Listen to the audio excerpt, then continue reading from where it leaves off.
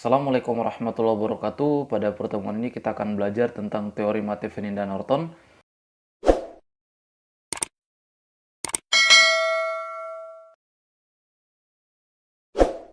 Sebelumnya teman-teman silahkan nonton video saya tentang rangkaian seri dan paralel, kemudian tentang hukum Kirchhoff. Karena rangkaian seri dan paralel maupun hukum Kirchhoff merupakan salah satu konsep-konsep dasar untuk lebih memahami teori mate Thevenin dan Norton. Ya, nanti linknya saya cantumkan di kolom deskripsi. Oke, langsung saja kita mulai. Pertama kita akan membahas tentang teorema Thevenin ya. Nah, jadi teorema Thevenin adalah salah satu teorema yang digunakan untuk menganalisis rangkaian listrik yang rumit ya. Nah, jadi cara kerja teorema Thevenin adalah dia akan menyederhanakan rangkaian yang rumit menjadi rangkaian setara yang disebut dengan rangkaian setara Thevenin yang terdiri dari tegangan Thevenin, hambatan Thevenin dan hambatan yang ditinjau. Jadi pada rangkaian yang rumit itu akan disederhanakan menjadi satu sumber tegangan saja yang disebut dengan tegangan Thevenin dan disederhanakan menjadi satu hambatan saja yang disebut dengan hambatan Thevenin.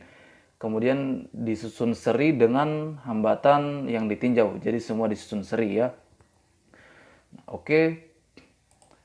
Kemudian dalam menganalisis suatu rangkaian menggunakan teori Thevenin ada langkah-langkahnya ya. Langkah-langkahnya yang pertama adalah melepaskan hambatan yang ditinjau atau RL pada rangkaian atau dari rangkaian. Nah, kemudian langkah yang kedua menentukan tegangan Thevenin. Yang ketiga adalah menentukan hambatan Thevenin dan yang terakhir adalah menyusun rangkaian setara Thevenin seperti ini kemudian meninjaunya. Oke, untuk lebih jelasnya kita langsung pada contoh soal. Ya, di sini saya sudah punya contoh soal ya. Nah, ada rangkaian seperti ini dengan sumber tegangan 48 volt, hambatan pertama, hambatan kedua, hambatan ketiga dan hambatan keempat. Ya, di sini diketahui hambatan pertama adalah 12 kilo ohm, hambatan kedua adalah 4 kilo ohm ya. Hambatan ketiga 8 kilo ohm dan hambatan pada resistor keempat adalah 5 kilo ohm. Pertanyaannya adalah tentukan arus dan tegangan pada R4 yang ini ya. Oke, kita akan menyelesaikan soal ini menggunakan teorema Thevenin ya. Ya, nah, maka untuk menjawabnya kita harus mengacu pada langkah-langkah tadi ya. Nah, pertama kita harus melepaskan langkah-langkah tadi kan, kita melepaskan hambatan yang ditinjau dari rangkaian. Nah, hambatan yang ditinjau di sini adalah tentukan arus dan tegangan pada R4.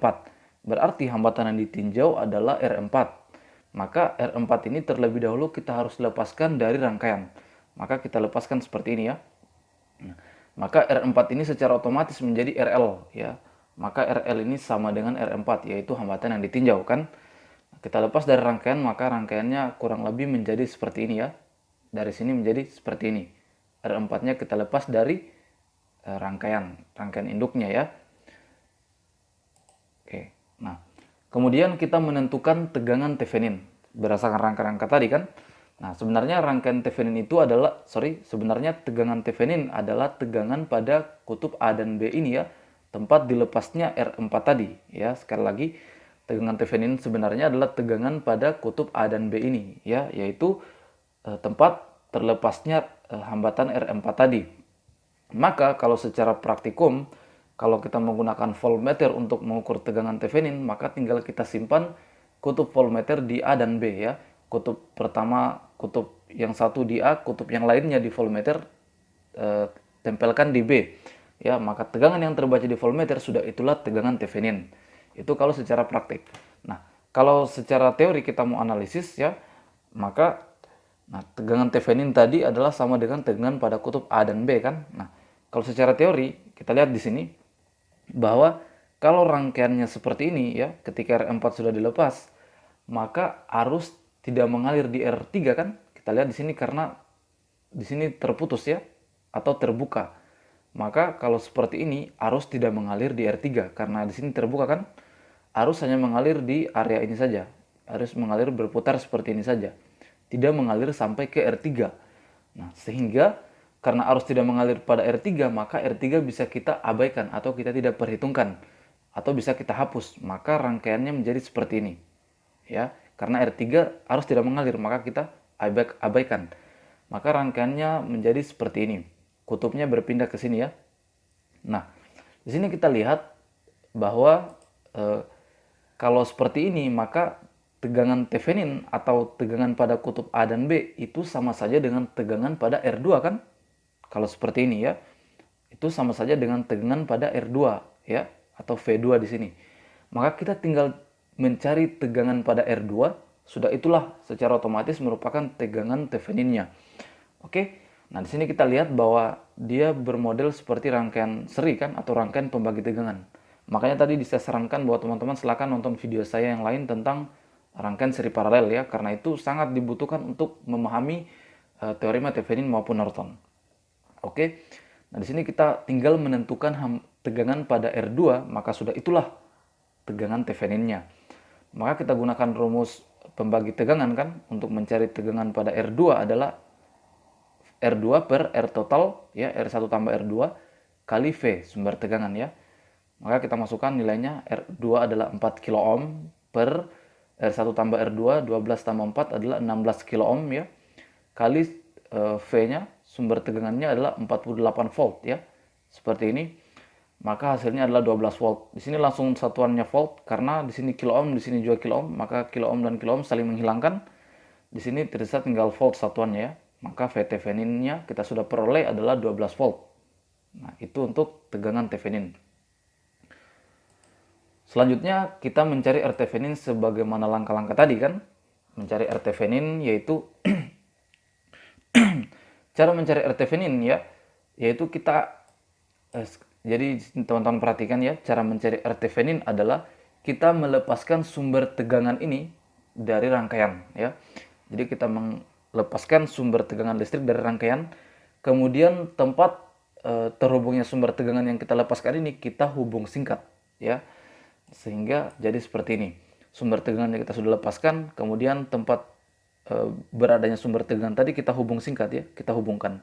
Di sini saya tulis HS hubung singkat ya. Kita sudah hubung singkatkan menjadi seperti ini, tetap RL atau R4 dalam keadaan terlepas dari rangkaian. Oke, sudah jadi seperti ini, kemudian kita tentukan R Thevenin.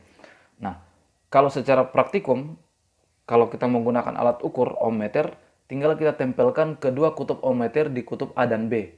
Yang terbaca di ohmmeter sudah itulah hambatan Theveninnya ya. Nah, tetapi kalau kita menganalisis menggunakan persamaan ya, maka cara membaca rangkaiannya ya, di sini teman-teman perlu perhatikan, cara membaca rangkaiannya adalah dari kutub A dan B ke kiri ya. Cara membacanya dari kutub AB ke kiri. Maka kita lihat di sini cara membaca rangkaiannya, R Thevenin sama dengan R3 ya, seri dengan R1 dan R2 kan. Kalau cara membacanya dari A dan B, dari kutub A dan B ke kiri. Maka R3 itu seri dengan R1 dan R2 kan. Makanya di sini saya tulis R3 tambah. Karena kalau seri kan tinggal dijumlah kan. R3 tambah R1 dan R2. Tetapi R1 dan R2 ini saling paralel kan. Dia bercabang kan di sini, saling paralel. Maka di sini saya tuliskan R3 tambah R1 dan R2, tapi R1 dan R2-nya ini adalah satu sama lain saling paralel. Sehingga R Thevenin sama dengan R3-nya yaitu 8 kilo ohm tambah. Nah, di sini R1 dan R2 paralel, sehingga kita pakai persamaan hambatan pengganti paralel kan. 4 kali 12 ya, R1 dan R2 kan, 12 dan 4. 4 kali 12 per 4 tambah 12. Maka hasilnya 8 tambah 48 per 16 ya. 48 bagi 16 adalah 3. Maka 8 tambah 3 adalah 11 kilo ohm. Inilah R Thevenin-nya. Oke, kita lanjut ke langkah selanjutnya.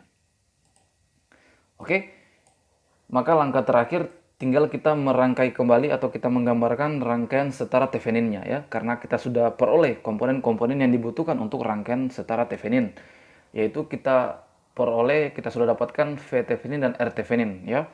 Maka kita rangkai seperti ini, kemudian R4 atau RL yang kita sudah lepas tadi kita bawa ke rangkaian setara Thevenin ya, dipasang seri seperti ini. Nah, oke, V Thevenin-nya tadi 12 volt, R Thevenin-nya 11 kilo ohm, kemudian R4 atau RL-nya adalah 5 kilo ohm. Oke, tinggal kita meneruskan apa yang ditanyakan pada soal tadi ya. Nah, Yang ditanyakan pada soal tadi, kita menentukan arus dan tegangan pada R4 atau RL ya. Nah, di sini kalau rangkaiannya sudah seperti ini, maka sudah sederhana kan? Sudah mudah. Karena ini berangkat dari konsep rangkaian pembagi tegangan atau rangkaian seri kan? Sehingga cara mencarinya juga menggunakan cara rangkaian pembagi tegangan. Nah, di sini kita tinggal mencari VL ya. Kita akan mencarinya menggunakan persamaan pembagi tegangan kan, rangkaian pembagi tegangan. Nah, di sini VL atau V4 sama dengan RL ya per R total kan, R Thevenin tambah RL kali V Thevenin ya. Rumus rangkaian pembagi tegangan kan. Maka VL sama dengan RL-nya adalah 5 kilo ohm ya per R total R Thevenin tambah RL. R Thevenin-nya adalah 11, RL-nya adalah 5, maka 16 kan. 16 kilo ohm kali 12 ya.